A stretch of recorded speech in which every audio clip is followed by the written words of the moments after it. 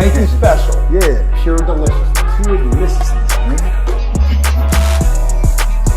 My name is Banky, man. Everybody calls me Banky. That's the name that I got from my grandmother when I was young.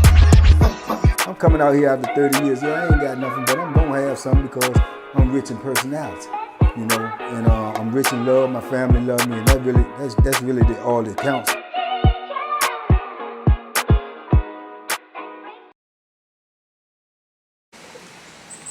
Shout out to everybody out there on Team Banky Pound, man. I appreciate the love, appreciate the support, man. We back from Las Vegas, baby.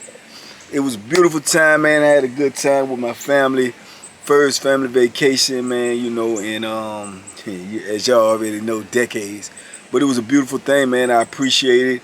You know, had seen a lot of things, man, I might not have seen nowhere else. Had a lot of laughs with my nieces and everything, man, so it was great. Finally did eat some good food. Won't quite pure deliciousness, but it was okay to do, you know. And it was enjoyable, man. It was enjoyable. Only difference would have been, man, would have made it greater, man, if Mama Pound would have been there, man. I wish she could have been there to experience the situation with me. Shout out to her. Shout out to my pops, man. He getting well. So that's a beautiful thing. It's all a blessing, you know. Like I told you, in every lesson there is a blessing. So yeah, I'm back now. Haven't even made it home yet. Still, you know, over my older sister's house. Haven't even made it home yet. Still got a 2-hour trek to get home. But just like I do, I'm right back on the job for you because I didn't have nothing in storage for y'all. And y'all ain't been getting that good knowledge lately. So I wanted to drop a little something on y'all right quick, man, to talk to you while, you know, fill in this space, because when I get home, I'll get right back on them videos for y'all as well. We on the road to 100K, baby. We got to get there. Y'all got me out here in the blazing heat for y'all. I don't know what, man. I know I'm going to be about the same color this tank top for this video over, man, because it's hot as the dickens out here. But anyway, I wanted to just thank everybody who been watching my videos. Thank everybody who been supporting me. Thank everybody who ran up on me in Las Vegas, man, who knew who I was. You actually literally blew my mind, man. It was crazy that I had that much love out there. I appreciate you all. So anyway, being out there in Vegas, man, made me think about this video. That's why I wanted to give it to y'all real fast. It's about the mental health, man. The mental health is vicious, man. It's vicious. It's vicious in prison, man. You have to protect your mental health at all costs, you know, because you lose your mind. You know, you basically lose everything because that's your, you know, navigation system to this world, your mind. So you have to protect that at all times. And I seen a lot of mental health patients out there in Las Vegas, man. I seen people that was young, that was, you know, out there talking to themselves and losing their mind or have lost their mind and doing crazy stuff and eating out of trash cans and, you know, sleeping on the ground and you know, just looking like they really need some help, and they should not be out on the streets. They should be somewhere in somebody's hospital facility getting the help that they need. But with that being said, it made me think about the people in prison, man. And there's a lot of mental health patients in prison, man. I'm telling you, a lot of them. And they most definitely is not getting the help that they need. They actually have a mental health part, but you know, the mental health part, more or less, it don't seem like it's helping any of them, because it just put them all together, and they all in there together just acting crazy and wilding out, you know. So it's just different situations that I've seen, and I know a lot of it by me doing a lot of time. I know a lot of it come from the pressure, man. There's a lot of pressure in prison. A lot of pressure, young people, a lot of pressure. You know, you got dudes coming at you at all types of angles. You dealing with, you know, doing so much time and not knowing how much more you got to do left, not knowing if the next day is guaranteed to you or not knowing if the next day gonna bring some drama, not knowing if the next day gonna bring that Bethlehem in your life. You just don't know. And prison is the unknown. You know, the only thing that's known in prison is trouble and drama and misery. You know, that's the only thing that you can, you know, surely count on. And the count, because they're gonna count you every day. You know what I'm saying? But other than that, the prison is unknown. It's different. You know what I'm saying? It's real different. And like I say, I have told y'all different stories about different people that I most definitely feel fit in the category of mental health, man. I remember I told y'all about my homeboy Archie, man, that was sharp and you know, a hustler on the street. But that pressure of, being in that hole after he had to, handle his business. When I ran into him years later, man, he wouldn't even talk. He wouldn't even speak. He was just sign languages and stayed in the cell and just smoking cigarettes and roll-ups and asking people for cigarettes, asking people for lights, walking around looking on the floor and stuff for cigarette butts and looking in ashtrays and stuff like that. And this was a competent dude, man. He was a competent dude. He was a hustler. He was a sharp dresser. He kept his hair cut. He was on point, But that pressure from prison, that pressure from being locked in that cell 24/7, 365 it's a lot to deal with, man. It's a lot to deal with. I thank God every day that I didn't lose my mental health, man. I do believe, without a shadow of a doubt, I have effects from prison, mentally. I have, I guess, what you would call PTSD with certain situations, certain things, trigger me to get in a different state of mind that I don't like being in. I encountered a little bit of that in Las Vegas as well. Because when you out there, especially when you out there in that nightlife, man, them people out there, they get to drink in public, they get to smoke in public. So you got a lot of people out there that's intoxicated. You got a lot of people out there that's not in their right state of mind. And sometimes when you're not in your right state of mind, you show your right state of character. So they get aggressive and they get, belligerent and they get nasty, and then they really aggressive towards the girls. And, I was out there with all women, so I felt like I was in protection mode. And, man, they was two or three occasions, man, they was, approaching my nieces and whatnot. And y'all already know I was not having that at all, And, yeah, it was touch and go, man. But, I used, my brain, instead of, my violence. And, thank God that's all I had to use. But I was going to protect my nieces no matter what, but God works in mysterious ways. I guess just like in the penitentiary, I guess they could see that I meant business, just with my verbal, just with my look, I meant business, so situation smoothed itself out. But you always got to be on point for people that's not thinking in their right state of mind. Sometimes we used to always say in the penitentiary, you got to think for the rest of the people too. You just can't think for you. You got to think for the people around you, because you don't know what they're going to do, when they're going to do, or how they're going to do, but you got to think for them. Understand? So, yeah, the mental health is vicious, man. It's a wicked thing. And I've seen dudes, like I say, in there do things, man, that will blow your mind, man. It just blew my mind. I think I spoke way back, I don't know how long ago it's been, but I remember I spoke about the dude, that I seen, he ate a mouse, man. I know it's not funny and I know it's gross, man, but it just was unbelievable to me. Dudes made the bet with them. They had caught a mouse in the cell and they trapped the mouse and put the mouse in the trash can, and the mouse was running around, and before they could kill the mouse, dudes was betting that, somebody here dare somebody to touch it or tell somebody to grab it, and then dude was like, he'll eat it for some money. And dudes bet him, you know what I'm saying? And it was crazy because he ended up, they killed the mouse and he ate it, man. He ate it, man. He took it straight to the head, man, and slurped it down the tongue like it was a spaghetti string or something. Man, people was throwing up. It was just, it was unbelievable. You know what I'm saying? And I went in cell because I thought he was going to die. I ain't want to be on the scene of the crime. I ain't want my body out there, my face out there on camera around the situation. But it was crazy. But I do remember that same night when he was doing it and everybody was crowding around him because didn't nobody believe it in the block. I remember the police came in the pod because they was curious about what was going on. They thought something was getting ready to jump off, you know what I'm saying? Once they came over there, somebody explained to them what the situation was, and they didn't even stop it. They said, oh, okay, that's all it is. Hey, if he want to be stupid enough to do it, go ahead and do it. And they roll out. That's how much they care about your life in there. And then he could have killed the whole situation because he could have took the trash can, took the mouse, you know what I'm saying, like, boom, this out of hand. Man, they ain't care nothing about that because it wasn't them.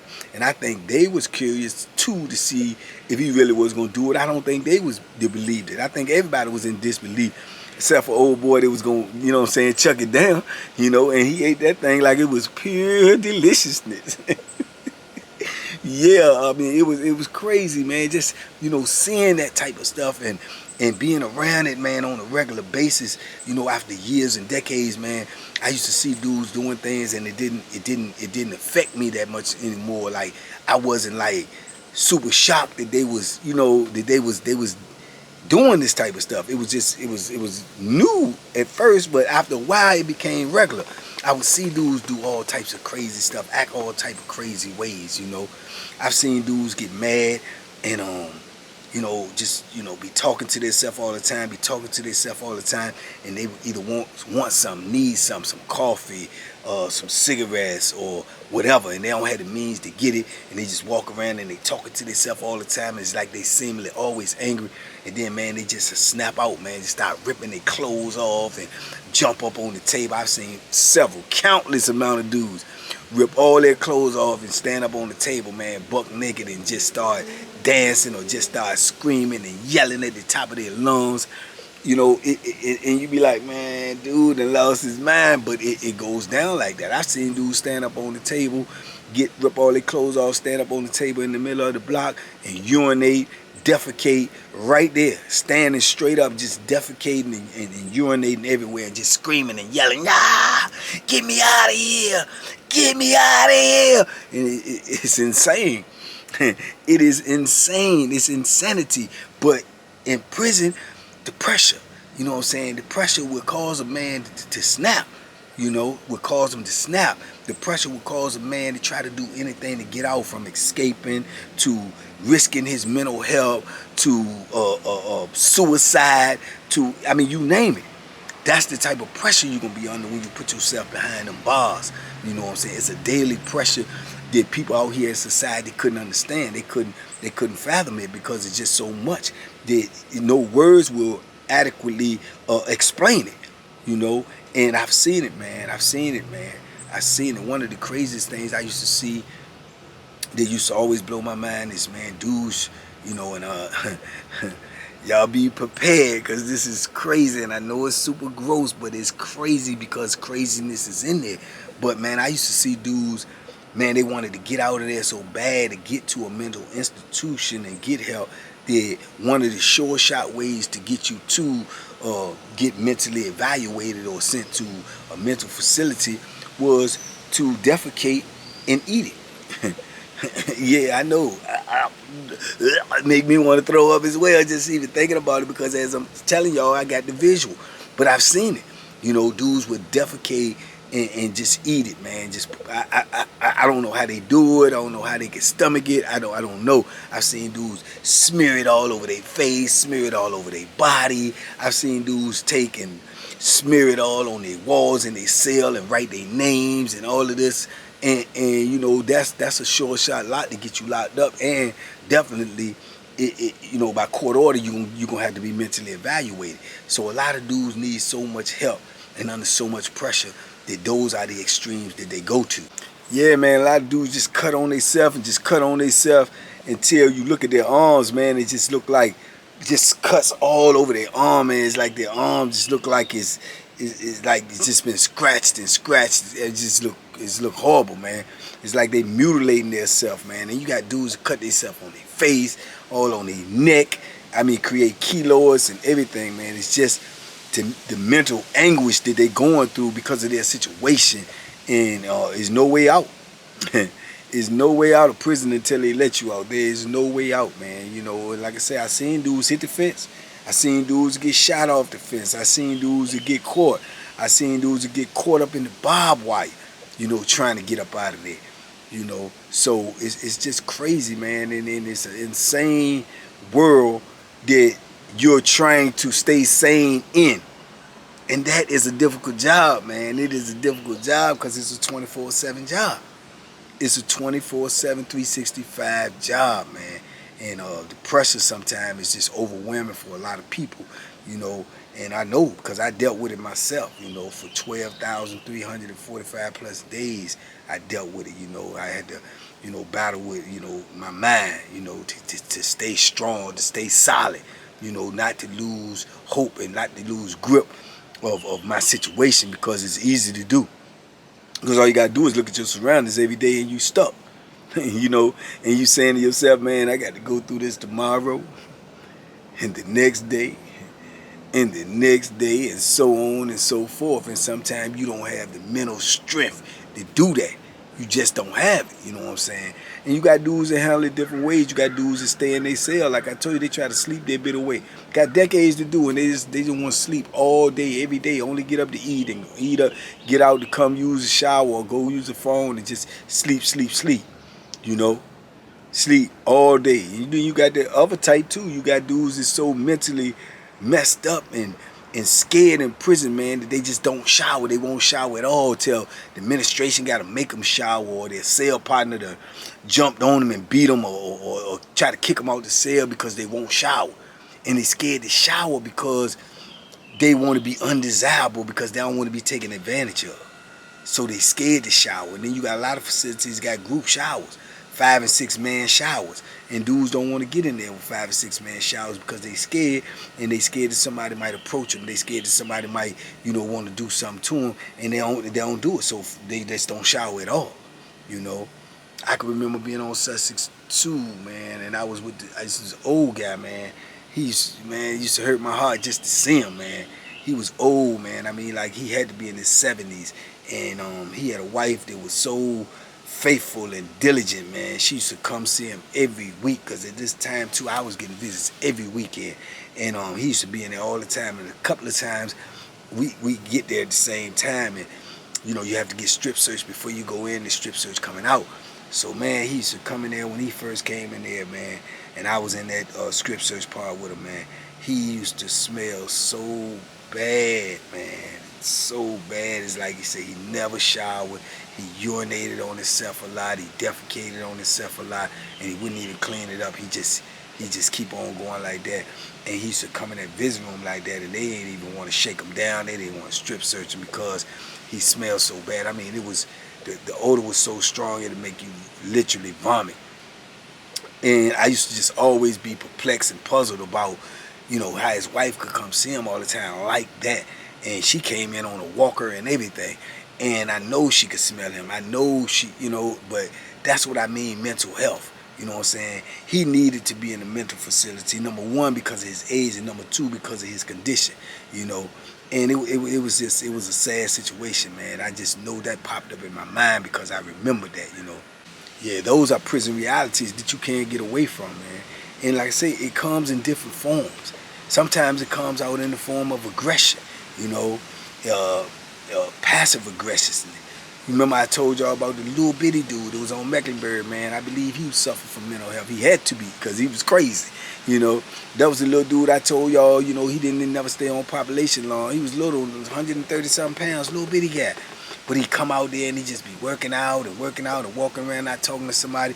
And then he'd be out there for a week or less, and he'd just walk up to somebody when they won't look at him. He'd just take off on him. Bang, bang, bang, and just take off on him, you know, or either hit him with something. But most of the time it was with his fist. And he just take off on people, big, small, you know, white, black, indifferent. It didn't matter. That's all he did until he was in an all-out brawl and the police come and break it up or something, and then take him to jail. And he go to jail and come back out and repeat. And come back out and repeat. It got to the point, like I said, man, dudes ain't even want him around him because he made you uncomfortable, because you ain't know what he would do, and he didn't speak to people. But at the same time, like I say, goes around, comes around. I remember I told y'all he tried the old boy Sanchez, the big black Cuban, and he almost beat him to death in there. You know, what would even make him pick him to say, yeah, I'm going to do that to him? I don't even know, you know what I'm saying? Because not only was Sanchez big, he looked mean and dark-skinned, and he already had a reputation that he used to be a Cuban boxer. He got the brakes beat up off of him, you know what I'm saying? He was lucky to survive that. But that was because he was suffering from mental health. He was suffering from mental health, man. And then you get these dudes that, man, some of these dudes is not nothing really to laugh at, but these dudes be so gone that you don't know if they suffer from mental health, some of them, or whether they just crazy, or whether they just ignorant as I don't know what, you know.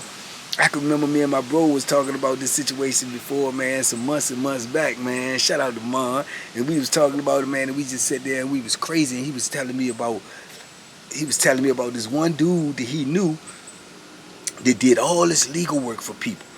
I mean, legal work. You get them dudes in there. They legal. They legally, you know, are sharp. They go and they law library, study case laws, study books, all this stuff, and they do other people's cases, and they get some of them get people out. You know, find flaws in your cases, get you out. You know what I'm saying? Get you a reduced sentence and stuff like that. You know, you got to pay them, but you know you ain't paying lawyer prices, but you paying a dude that you know is actually gonna get some results because he want that money. You know what I'm saying? He need that money. That's how they survive in there. And he was telling me about this one dude, man, that used to do all this legal work and was got dudes out and got dudes, you know, file dudes appeals and file dudes Jones to get them back in court to get sentence reductions and stuff.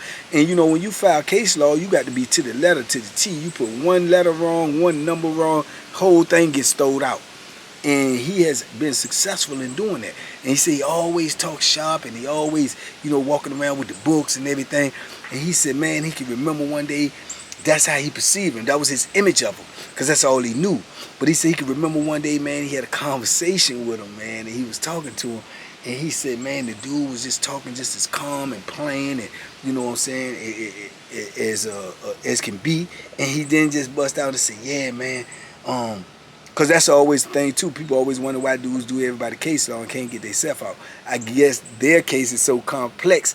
My theory is their case is so complex or they're guilty that they could not find a loophole in their case, but in the process of trying to find loopholes in their case, they actually learned the law to find loopholes in other people's cases. That's just my personal opinion, because most of the time, if I knew a dude that was doing legal work, that would be my number one thing. If I was doing legal work, my number one thing would be to free me first. You know what I'm saying? So that's my theory. But he said when he was talking to him, man, he said it was crazy because the dude was talking so calm, just like he always do, and so, you know, intelligently. He said then the dude just bust out, was like, yeah, man, I should be getting out myself anyway, you know what I'm saying, about 3 years, and yeah, I just got to get back on my feet, man. I just got to get out there and, you know, get back on my feet. You know, I probably going to have to, you know, catch me one of them big drug dealers, man, and rob him. And, you know, that'll be my come up, you know, just catch me. I got to catch one that's full up, though, that got that money, not just a local dude or a regular. I mean, I got to catch one that's full up. And just, you know, so I could just have one hit, man. You know what I'm saying? Just one good lick, and, you know, take that money and parlay that money, and, you know, invest this money and do. You can't make this stuff up, man. So he said, man, he was just looking at the dude, man, and he was just in awe, man, that this dude could be so intelligent and come out his mouth with such foolishness, such, you know, craziness. So you mean to tell me, you sit in here and do law and try to get dudes out the penitentiary, you done been in here all these years, for decades, and this, that, and the third, and you get ready to get out, and your game plan, your go-to, your come-up is to go out here and try to rob a kingpin drug dealer. That's your come-up. That's your come-up. Man, come on, man. You know, mental health. You know what I'm saying? Mental health, man. It's crazy, it's insane that people think like that people is so twisted like that that's what their life have come to. That's that pressure on him. You know what I'm saying? From doing all that he doing and feel like he done wasted so much time that the only way that he could possibly be successful is to go out here and take a major risk, not just with his life, but on his freedom again to come right back where he just came from. Mental health. Mental health, man, is serious. You know, and that's the type of things you be dealing with in there. So that's what I mean when I say you always got to be on point, because you never know where someone's coming from. You never know what their angle is. You never know, you know what I'm saying, what's on their mind, what's been in their world, what's been, you know, in and out of their brain, you know. So the pressure, you don't know. So you got to be on point at all times, man, because you can be talking to somebody just straight coherent and then boom, bang. Next thing you know, they done went left. You know, they done went left. I remember I told y'all about the dude that just, you know, grabbed his female CO and slammed her to the ground and started ripping her shirt off and stuff right there in the middle of the block in front of everybody. In front of everybody. And he was just sitting there just as calm as I don't know what, and just, you know, and after a couple times he just politely got up and just viciously grabbed her and slammed her down and just started doing what he was doing. Crazy. Insanity. You know, insanity. I knew one, man, he used to stalk women, man. He used to lay on the stairway and just lay on the stairway, because back in the day, the nurses had to come in the building, in and out the building by themselves, and dudes just lay on the stairway, man, to try to, feel on the nurses or grab on the nurses or, do whatever they could do. And, man, it got to the point, this was before cameras. So it got to the point, man, that's when they started having officers escort the female nurses up and down the stairs. Dudes was stalking, man, because they was messed up in their brain. Their mental health was gone. I can't never have a woman, and I might grab one of these women and stuff like that, man. Just insanity. Yeah, insanity becomes your real life, man. It becomes your real life. It be people's real life. You in an insane world trying to remain sane, man, and it's difficult, man. It's truly, truly difficult sometimes. And you meet all kinds of people, man. You just meet them all. Young, old, in between, white, black. I remember the dude up there in Wallace Ridge, the old white dude. I spoke with him before. They called him Doc, because he actually was a doctor. He actually was a real doctor out on the street. And mostly all of the officers knew him because he had treated all of them when they was younger, or treated their kids or whatnot. And he had did something, man, some type of snapped out. I think he killed his wife or something, caught his wife with another man and killed his wife, and they gave him all his time. And, man, he had all this money because he had this big practice. So he just used to be in there, he just snap out at will, man. He walk around, man, with his underwear on, his boxers. He always forget to put his pants on when he come out there to get his medication. He was on heavy medication. They used to always give him breaks because they more or less knew him. Doc, you got to go back in there and put your pants on. Okay, all right. And get to hollering and screaming and stuff, And then sometimes he'd just be in the pod, and you just be right there, and he might just be sitting at the table, and then you just doing something out of your business, and he just might bust out and just yell and scream for no reason, make you just turn around like, what? And just go crazy, He just had lost his mind because he had such a good life, and now he living this type of life, which is, if you go from a regular life, if you go from a poverty life on the street to prison, it's a downgrade. You know what I'm saying? So he was living a upper class life, and he had to go to this type of lifestyle. And I know it just messed his whole mind up, because it was something that he couldn't comprehend. It was a position that he never thought he'd see himself in, and that type of mental pressure broke him down. Whereas he won't even sane no more. You know what I'm saying? He wasn't even sane, man. And he had a celly that was taking all his food and eating all his food, and he ain't know it. He ordered hundreds of dollars worth of food every commissary. He just opened stuff up and eat stuff and just give stuff away to people. Everybody was taking advantage of him. Doc, man, let me get something to eat. Oh, okay, what do you want? What do you want? And just give away food. And, he ordered more commissary than anybody in there, and gave away more than anybody in there. And always kept going to the store because, he didn't have it all. And dudes don't care in there. They ain't going to show you no love. They ain't going to show you no mercy. No, not in prison. Not in prison, no. Wrong place, man. Wrong place. Wrong place to look forward, because it ain't none in there. Everybody trying to get what they can get when they can get it, if they can get it. And they used to drag them, man. And then, like I say, you got old dudes. Man, I remember I had the young dude in the cell with me up there, man. He... Man, I mean, some of this stuff is just so crazy that you don't even know if these dudes is crazy or whether it's the mental pressure that they had on their brain that got them this way, because you didn't know them before. So you don't know if this is how they was. But I remember I had the little young seller in there, man, and man, he was just as nutty as a fruitcake, man. This dude ain't, man, the stuff he used to say was insane. I believe I spoke on him. He had got locked up.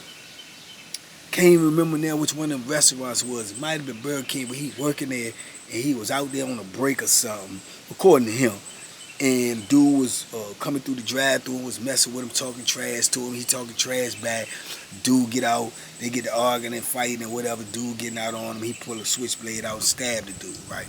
Man, get this dude, man, I think 40, 60-something years or something like that. 40 or 60-something. And he locked up now. Young, man. Young in his early 20s, Man, he done lost all sense of reality. He talking about how he had a good job, and his boss loved him, and his boss done promised him he could get his job when he get back out, and he ain't worrying about it, long as he gonna go back there, get his job when he get out, work, stay with his mom, or stack his money up, work about 20 years, then take that money and go get him some drugs and flip that, and he gonna be set for life. This is his plan. This is his plan. And I'm looking at him like, is this dude serious? He can't be serious. And then the first thing that pop in my mind is, do you realize how much time you got to do? Do you realize that you got 60 years under the new law? You realize you can do 50-some years. You're already 20-something. So you're talking about going out there and pushing 70-something and working at McDonald's for 20 more years and get enough money to go buy a kilo or something of cocaine, which will put you at roughly, 90-something, and then you're going to flip and you're going to be set for life. What life? What life you going to have? What is you talking about, man? And he was dead serious. He was not joking one bit. And that's what made it kind of like crazy to me, because first I thought he was talking to me, telling the joke. He was dead serious and got mad when I'm looking, questioning him like, is you for real? He got mad. The man lost it. Lost it. And he ain't have nothing in there. Wasn't nobody looking out for him. And I remember I gave him something and told him just to give it right back when he go to the store. And this joker gonna go to the store and come back with food and don't have my food. And I'm looking at him like, did he forget? I won't even mad at first. I'm like, did he forget to get mine? So I asked him about it. He tell me they didn't have what I gave him in the store. They ran out. So I asked him, well, did you get something to replace it? He said, no, they ain't had that. That's what I owe you. I owe you that. I don't owe you nothing else. Man. I'm like, man, no, you owe me that. If they don't have that, you give me something equivalent to that. No, man, I can't do that. This is my stuff. I can't do that. I said, man, are you playing with me? Huh? Is you playing with me? No, that's just how lost he was. But at the time, I'm thinking about, like, what he trying to, like, play with my stuff. So now I'm getting ready to lose mercy for myself, even though I know. And then he gonna break bad like he want to fight. And knowing he can't fight, I'm looking at him, I'm sizing him up. He decent size, but he uncoordinated his own or what. I know he can't do nothing to me. And he gets so loud and belligerent and act like he want to rumble. And I keep telling him to calm down, whatever. So I stand up and ask him, do he really want to fight? And he like he square off. I just sidestep and hit him with a body shot. Set him right on there. He couldn't even breathe. He ready to cry up in there. Then I felt bad. Then I got scared because I thought the people was going to come get me and lock me. I mean, this is insanity, man. This is prison life. This is prison life, man. Then I started trying to console him and let him know, man, look, man, go ahead, keep that, whatever, because now I'm thinking about getting in trouble. You know what I'm saying? But it was just a moment. It's a brief moment. That's what I mean by be smart, be safe, make good decisions, because I could have just let him have it and just, but it's the pride in prison. And then I would have let him get away with it. He might have went out and, I ain't get Banky nothing, so it's crazy, man. Insanity, man. Sickness in prison is real, man. It's real, and there ain't nobody trying to address it, and there ain't nobody trying to help nobody in there. You is definitely on your own. You definitely got to fend for yourself. You have to protect your life as well as your mental health at all times when you in there, man. It's a war zone, mentally, physically, spiritually, to keep yourself, to save yourself in prison. This is what I want you young dudes to know, man. It's not a place that you ever want to be. And God forbid you have to go visit a loved one there, but that should be the only time you have to go up in there, because this is not a place where you want to reside. This is not a place where you want your life to be, to be in control with other people, controlling your life. It's just not the place for you, man. So, man, I hope y'all get something out of this, man. I hope y'all understand what I'm trying to say. I hope this, wakes y'all mind up just a little bit. I just wanted to talk about this because I wanted y'all to know the struggles that some people going through in there on a daily basis, man. A daily basis, man. So, some of them is so bad their family can't even come see them because they don't even like to see them because it's not even the same person that they actually knew. That's how bad it is, So I just wanted to bring a little awareness to that, man. So shout out to everybody out there that's struggling with mental health. Shout out to everybody out there that got family members struggling with mental health. Shout out to everybody that got family members struggling with mental health in prison, man. Please show them some love. Please show them some support. Please don't abandon them, man, because they need you, man. It might be the only thing that can bring them back to reality. The only thing that can keep them holding on to what little sanity that they have, man.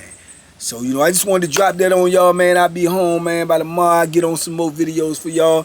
I appreciate the love, man. TBP, man, salute. We on the road to 100K. Let's get there, baby. Let's get there. We can't get there without each other. I need y'all, and y'all need this good knowledge I'm giving y'all, because we going to change the world one way or another, man. Y'all be safe, be smart, make good decisions, and duck them hooks.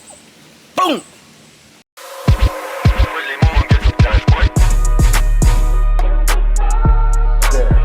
The Banky special. Yeah. Pure deliciousness. Pure deliciousness, man. My name is Banky, man. Everybody calls me Banky. That's the name that I got from my grandmother when I was young. I'm coming out here after 30 years. Yeah, I ain't got nothing, but I'm gonna have something because I'm rich in personality, you know, and I'm rich in love. My family love me, and that's really all that counts.